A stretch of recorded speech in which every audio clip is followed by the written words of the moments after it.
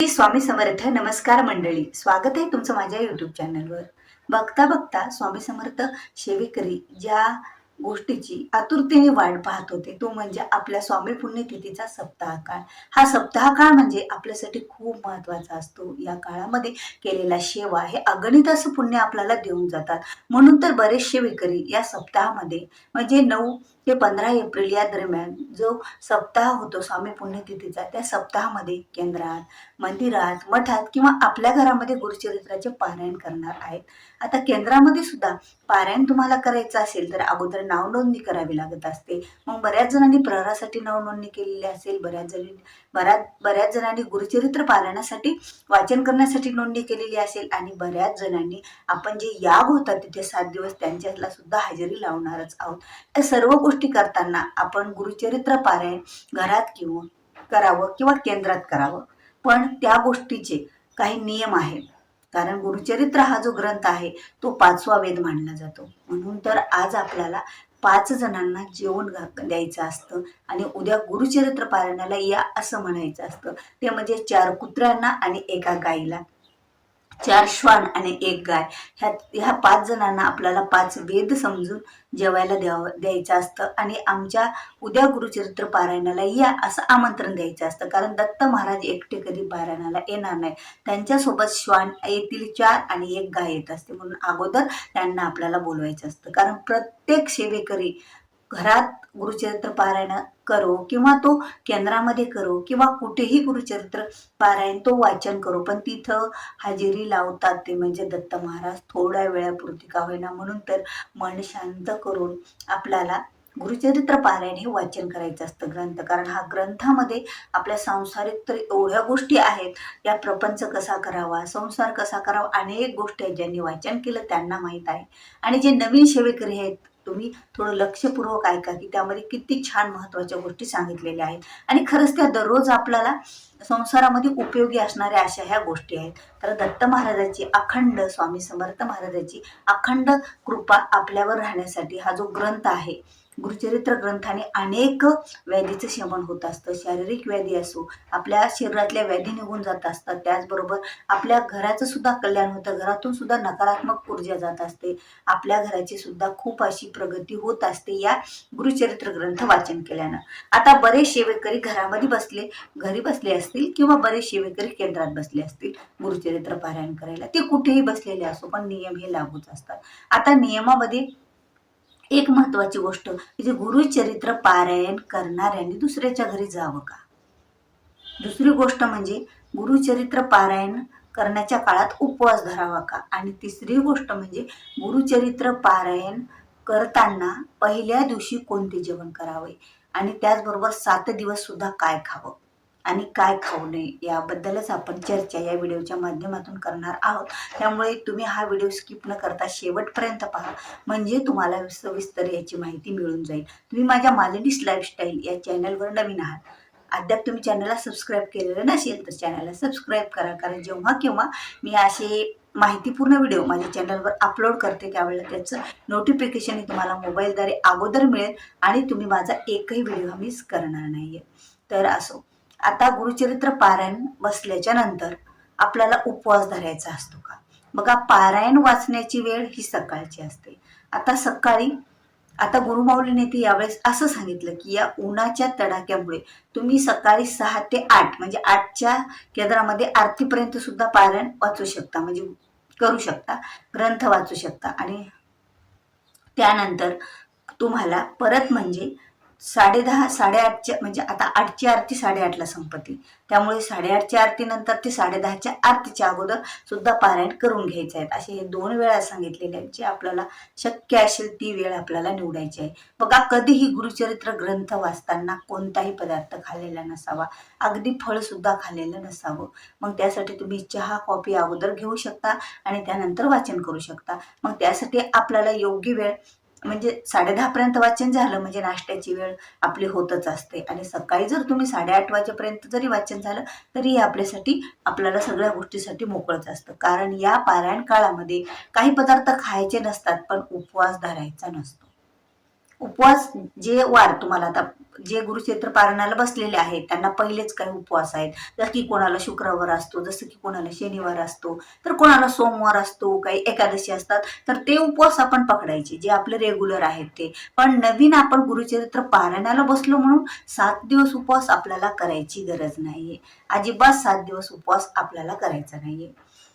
जे जे तुमचे रेग्युलर उपवास येतील तेच करायचे. मग उपवास आपण ज्या वेळेला गुरुचरित्र ग्रंथ वाचन झाल्याच्या नंतर आपण जेवण करू शकतो, नाश्ता करू शकतो. दिवसातून 2 वेळा 3 वेळा जशी तुम्ही जेवत असाल, जशी तुम्हाला सवय असेल त्याप्रमाणे तुम्ही जेवण करू शकता. फक्त आहारामध्ये एकच धान्य असावं, चपाती किंवा आपण भाकरीच खावी. आता गव्हाची चपाती खावी, कारण गव्हाच्या चपातीपासून आपण नैवेद्य सुद्धा देवाला दाखवत असतो आणि त्यापासून अनेक पदार्थ सुद्धा बनले जातात. म्हणजे आपल्याला 7 दिवसामध्ये काही अडचण येणार नाही आपल्याला खाण्यापिण्याविषयी, कारण आपलं मन जर स्वच्छ निर्मळ आणि शांत असेल तर आपण वाचन केलेलं सुद्धा, आपण मन लावून वाचलेलं हे सुद्धा देवापर्यंत पोहोचत असतं. आणि दत्त महाराज सुद्धा ऐकाय आलेलेच असतात. म्हणजे आपल्याला जांभई वगैरे काही गोष्टी सुद्धा येत नाहीत जर आपण एक धान्य खाल्लं तर. आता त्यामध्ये कडधान्य, द्विदल धान्य खायचे नसतात. आता द्विदल धान्यामध्ये काय खाऊ नये बघा, प्रत्येकालाच उपवास असतो. याच्यामध्ये कुठला तरी उपवास येतोच एरवी पण, आणि ज्याला येत नाही त्याला तर काही प्रश्नच नाही मग काही खाण्याचा.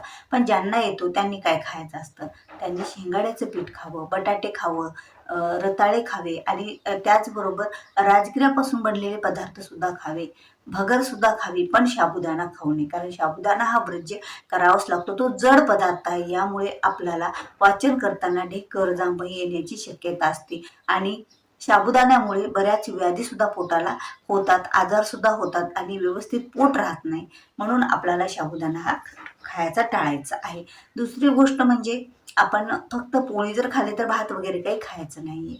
आणि भात कशामुळं खायचं नाही, की आपल्याला एकच धान्य खायचं आहे, त्यामुळे भात खायचं नाहीये. म्हणजे तांदळापासून बनलेले मग कुठलेच पदार्थ खायचे नाही. मग तुमचा अनारसा असो किंवा तांदळापासून दुसरा कुठलेही पदार्थ, तुम्ही इडली सांबर काय जे बनवतात ते सुद्धा, डोसा वगैरे खायचा नाही. आता तिसरा प्रश्न असा राहिलेला आहे की भाज्या कोणत्या खाव्या.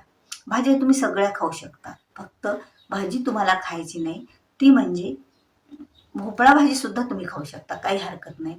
पण तुम्हाला वांग्याची भाजी खायची नाहीये. त्याचबरोबर आपल्याला जी भाजी खायची नसते ती म्हणजे गवारच्या शेंगाची भाजी आणि ती शेवग्याची शेंगाची सुद्धा भाजी खायची नसते. मग आता भाज्यामध्ये काय खावं, तोंडाळ्याची भाजी खावी, त्याचबरोबर तुम्ही पत्तागोबी, फुलगोबी खाऊ शकता, बटाटे आपण खाऊ शकतो, पालेभाजी खाऊ शकतो. पालेभाज्यामध्ये आपण कोथिंबीर खाऊ शकतो, त्याचबरोबर आपण कढीपत्ता सुद्धा टाकून भाजी खाऊ शकतो. आणि दुधापासून बनवलेले सर्व पदार्थ खाऊ शकतो, म्हणजे दही, दूध, तूप, ताक, सर्व पदार्थ आपण, चहा, कॉफी वगैरे सर्व काही घेऊ शकतो. त्यात कुठलीही शंका नाही, उपवास धरण्याची गरज नाही. मुद्दामून गुरुचरित्र पारायणाला बसलोत म्हणून. आता दुसरी गोष्ट म्हणजे आपल्याला कोणाच्या घरी जावं का न जावं हाही एक प्रश्न पडलेलाच आहे, खूप खूप मोठा.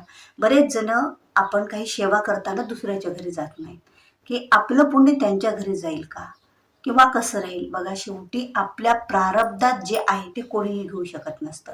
पण एक असं आहे ना, की तुमच्या सभोवताली एक ऊर्जा तयार होत असते.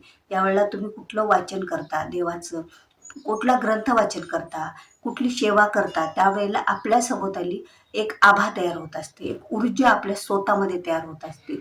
म्हणून तर आपण ती ऊर्जा घेऊन जर दुसऱ्याच्या घरी गेलो तर बघा, थोड्या वेळ तुम्ही तिथे बसलात तर त्या वास्तूमध्ये सुद्धा तुमची ऊर्जा जात असते. आपल्याला सर्व ऊर्जा जर आपल्या घरातच घेऊन यायची असेल, घरातच ठेवायची असेल, तर आपण दुसऱ्याच्या घरी जायचं नाही. दुसऱ्याच्या घरी जाणं आपल्याला टाळायचं आहे, कारण दुसऱ्याच्या घरी जाण्यामागे फक्त हाच एक गोष्ट आहे, दुसरी कोणतीही नाही. आणि कधीही गुरुचरित्र पारायण करताना केंद्रातून किंवा कोणत्याही सेवा करताना केंद्रातून घरी वापस येताना आपल्या घरामध्ये पहिलं उजवं पाऊल टाकावं. यामुळे आपण पूर्ण सेवा ह्या आपल्या घरामध्ये येत असतात आणि हे शुभ पाऊल सुद्धा मानलं जातं. तर तुम्हाला आता सर्व प्रश्नाची उत्तरे मिळालेली असतीलच. त्यात तुम्ही परान्न कोणाचं खावं बघा, परान्न अशा व्यक्तीचं खाऊ नका की जो व्यक्ती व्याजाने पैसे देतात, ज्यांचं बुडीताचं धन आहे, ते दुसऱ्याचं धन खातात, अशा लोकांचं चोरी करून खातात किंवा वेगळ्या मार्गाने पैसा कमवून खातात. अशा लोकांचं परान्न खायचं नाही. आता तुमचा भाऊच आहे, तुमच्या बाजूला राहतो, तुम्ही एकाच रक्तातल्या नात्यातले आहात आणि खूप चांगले आहे त्यांची वागणूक सुद्धा, तर तुम्ही असं खाऊ शकता, असं कुठलंही काही बंधन नाही, मग तुमच्या इच्छेप्रमाणे. आणि दुसरी गोष्ट म्हणजे आपण क्वाटवर झोपायचं का? क्वाटवर जर तुम्ही झोपसाल तर बघा, क्वाटवर झोपू नये, जमिनीवर झोपावं असं आपल्याला म्हटलेलं आहे. पण काही जणांना एवढ्या व्याधी असतात की त्यांना जमिनीवर झोपायला चालत नाही, तर तुम्ही क्वाटवरची गादी काढून टाकून सतरंजी किंवा चटई वगैरे असं काही हलकं अंथरून तुम्ही झोपू शकता. आता कोरेच कपडे घालून गुरुचरित्र पारायण करावं का? हाही प्रश्न पडलेला असतो.